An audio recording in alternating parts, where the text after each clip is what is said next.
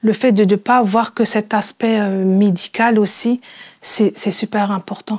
On nous fait un peu oublier, parce que j'ai eu un cancer du sein et tout ça, mais quand vous, voilà, voilà, qu'on vous fait oublier votre maladie.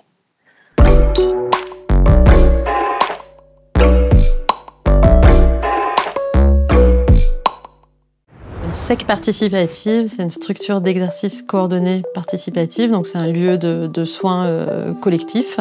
On réunit au même endroit du soin médical, psychologique et social. Ce lieu bénéficie de 4 dotations qui permettent de financer les soins psychologiques entièrement, un accompagnement par une médiatrice en santé, des professionnels de santé qui ne se contentent pas de faire de la consultation comme habituellement, mais qui vont aussi intervenir dans des ateliers collectifs et enfin qui peuvent avoir recours à de l'interprétariat.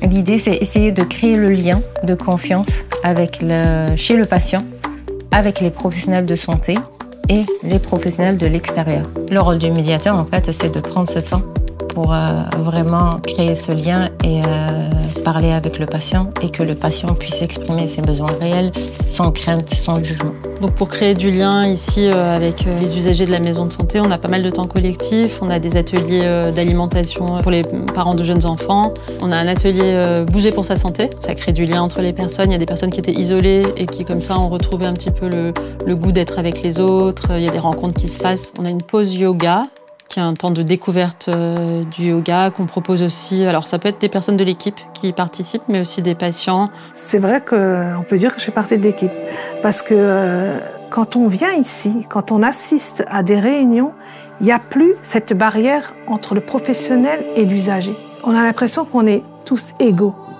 Là aujourd'hui on arrive au terme de plus de 2 années d'expérimentation. Si le projet devait s'arrêter, ça me paraîtrait même compliqué de fonctionner autrement, de ne pas avoir une médiatrice vers qui orienter les personnes, de ne pas avoir un interprète pour mieux comprendre les patients que je soigne. On ne peut pas soigner une personne si on ne tient pas compte des déterminants sociaux dans lesquels elle vit.